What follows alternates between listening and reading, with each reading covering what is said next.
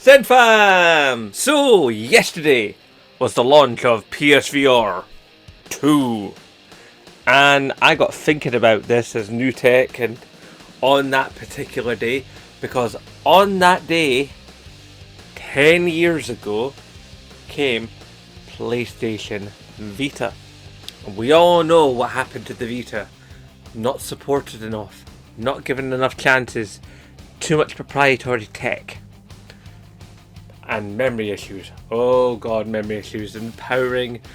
We don't need to get into that now, but just do a bit of research. In fact, I've got videos from way back in the day of the channel, so if you want to hunt for those. But anyway, we know what happened with the Vita. Let's move on. Today is a new day. The dawn of PSVR 2. Well, yesterday, but... So I got to thinking, what is going to happen with PSVR 2, with software and all the rest of it, and immersion? And I got to thinking about, a lot of the experiences we have in video games are shooting. We generally tend to shoot a lot of stuff in video games. That's not all video games are, obviously. We've evolved the medium somewhat over the years. So, as some of you may recall, back in the day we had light guns like the G-Con 45 and stuff, which basically they had a tiny little camera inside that focused on what you were exactly where the gun was pointed and relayed that information to the CPU of the game system to tell the game system where the gun was aiming and where the shot was, and basically it was seeing the shot. It wasn't pointing a laser, it was reading the television screen, which you can only do with CRT TVs because of the way the pixels density is laid out and the way that pixels are actually controlled on a CRT TV. Okay, so we had that. Then obviously during the PlayStation 3 we really kicked things up a notch because we got Move. And Move, of course, gave us the sharpshooter, where you could take your Move controller, slot it into a body. You could take your nav controller, slot that into the same body. So you'd have your controls here, you'd have your Move here, you'd have your trigger here, and you'd actually have a gun thing. And it was originally brought out to play with MAG and SOCOM. SOCOM. That evokes a lot of things for a lot of people. Me personally, I was more a MAG guy, but I'll leave that to the side. So we had the sharpshooter, and the sharpshooter was awesome. I sold mine a couple of years ago to another collector, and they were very, very happy with it, and I made a few quid. Anyway, so we had the sharpshooter, and that was awesome, and it had the pump action section, it had the extendable stock, and it gave you that feeling of immersion when you were using it because you were playing gun games with a gun-like thing in your hand. So there was a weight balance, your hand stayed in a position. See, we can have gun positioning in VR, with two independent units. But if it's not just like two pistols, bam, bam, bam, bam, bam, bam, bam, bam, bam, bam, bam, there. But if you're trying to hold something like, try to pretend you're holding an assault rifle, then your hands are going to move about. That's going to break immersion. Now, you could say, but what about the aim controllers, block? And I would say, aim controller, all well and good. Aim controller, great. I had one, I still have it, I'm still waiting to sell it, because I'm trying to sell my original VR and my aim gun that came with Bravo team. So if you want a cheap deal, hit me up. Okay, and don't get me wrong, I thought it was a great bit of kit, but basically the guts of the aim gun were basically the same guts as my sharpshooter, except it was all encased in one thing rather than bits I put into a thing.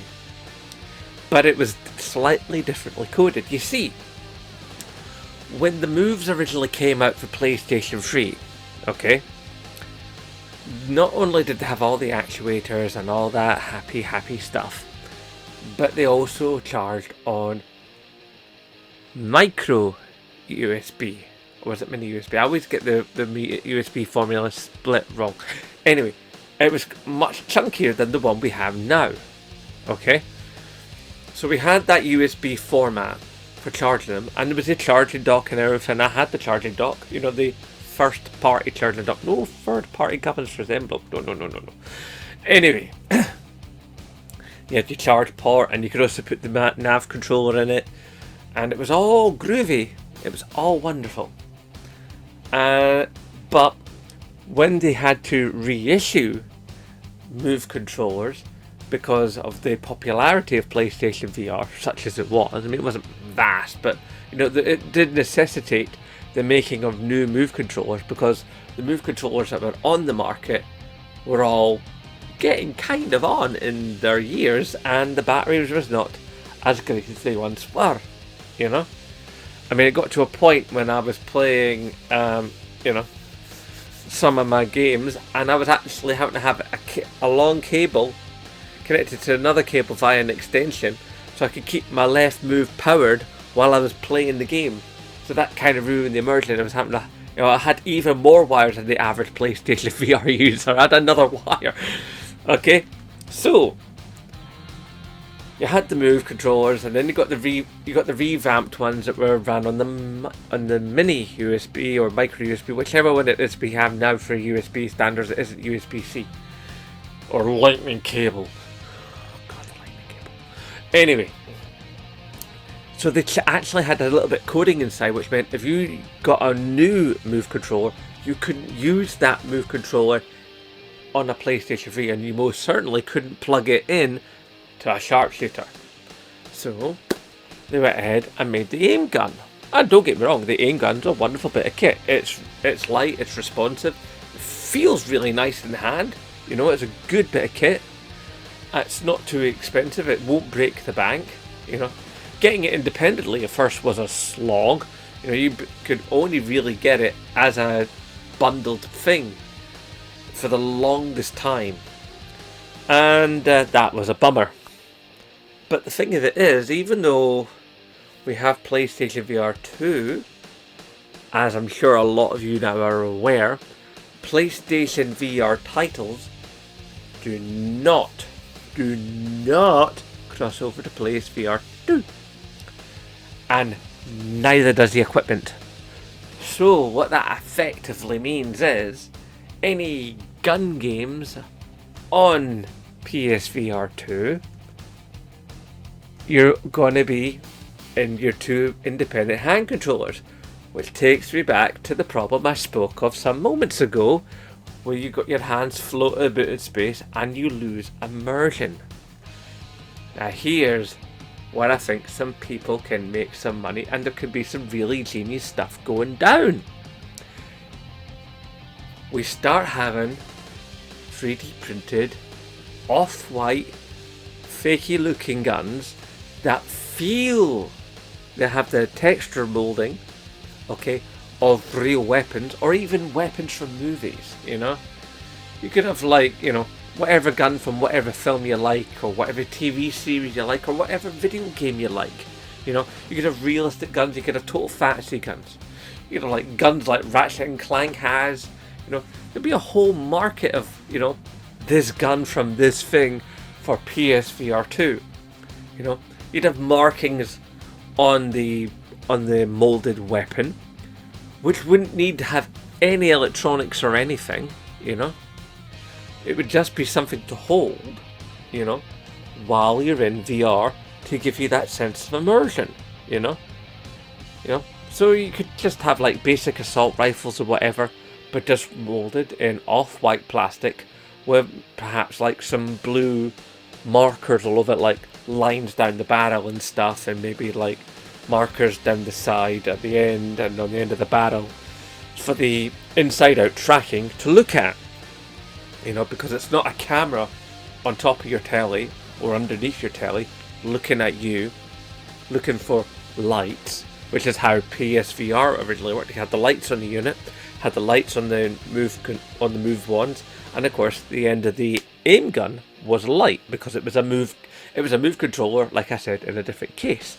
So you could have more or less anything you like, really, within reason, because it's got to be able to move it around and stuff, and like, you don't want it feeling too weird in your hands. But essentially speaking, if you want to spend the money on it, you could even get like a 3D printer and make your own guns, as long as the blue lines that were like specified by Sony as like you want to have guns in your gun game.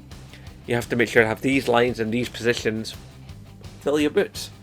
And there could be loads of wee companies set up to sort of like sell you these guns, or even like specialist guys online who would like go, right, what weapon do you want? And then you tell them what weapon you want. They go out, research the weapon, print it up, send it to you, and then you could quite happily be blasting fools with this plastic weapon. And it never breaks down because there's no moving parts. Because the triggers and the controls, they're in your hand controls, They're in the sense controllers. You're sorted. It could be the cheapest peripheral ever, and it could bring back the world of peripherals. You could have like a windsurfing game where you stick a windsurfing sail thingy, I don't know what the actual word for it is, in the middle of your lounge, and you could be windsurfing. It'd be a big white windsurfing sail thingy with a handle on it and blue lines on it, so the inside out tracking can see it and know what it is and know how it's pointed. And it doesn't need to be able to see you. It doesn't have a camera on that side pointing this way, because the cameras are here pointing there. So job's a good one. And I think this would be really great for the world of peripherals. We bring back the peripherals and increase the level of immersion. And they could be cheap as chips, because it's just 3D printed plastic in an off-white. Brilliant. You cover it in stickers, and you could you could buy, there'd be all kinds of things at that point once you realise you can start really customising your PSVR 2 to your own taste, like skins to go over the masking part, skins to go over, your sense controllers. Sky's the limit. All kinds of things can happen, as long as Sony support PSVR properly. To learn the lessons from PlayStation VR, learn the lessons from PlayStation Vita, move forward and create something truly awesome. I mean, I forget which one of the major VR headsets it is for PC, but I think it's the Valve, where you can actually take the controller that's got that circular bit and then it comes down the stick. You can click the stick into the back of a handgun that looks a bit like a 45, and you can basically have two 45s. They can be blasted about, and they don't serve any purpose, but that little bit of weight at the end, and the fact that you, in your head, that there's a gun in your hand, it just creates that level of immersion. It creates that level of, I'm firing guns at zombies or monsters or vampires or aliens or giant spiders, whatever. Plants come to life and want to eat humans. Bah, bah, bah, bah, bah, bah. That can exist. That can be a thing. And then, right, for those of us out here, us guys on YouTube that have green screens, you could have it. So now you've got the inside tracking, which means you don't need a camera for creating the VR environment, because the cameras in the system in the headset are creating the environment, because you look down around you and you draw where you can and cannot stand, so you don't knacker your house or anything in your house. Which means you can have your background, and you can basically have your gameplay behind you while you're doing it. And I think that's really, really special. In fact, if anything, maybe there could be an integration, maybe there'd be a software update where you could be superimposed, you could actually, and this is bad camera etiquette for video production, but I'm going to do it just because to prove the point. So you could have the gun game behind you, and you could be here, bang, bang, bang, bang, bang, and you're seeing what the person is shooting at, You can see what the person is shooting at, and they could be basically in the game. So it turns it almost a first-person perspective game, but for the viewer, you've turned it into third-person perspective. Really interesting stuff, I think, is on the horizon with PlayStation VR 2, as long as Sony, get their finger out and start having a bit of an imagination, because Sony can do that. Sony have proven time and time again that when they have a think and they get a little bit outside the box, that really, really interesting things can happen. I mean, you only just have to look at the Humanity trailer last night, which was basically Lemmings, but at like level 5 billion. It's actually, I kind of want to have a go at that game, but I won't be able to play it if I can ever get PlayStation VR 2.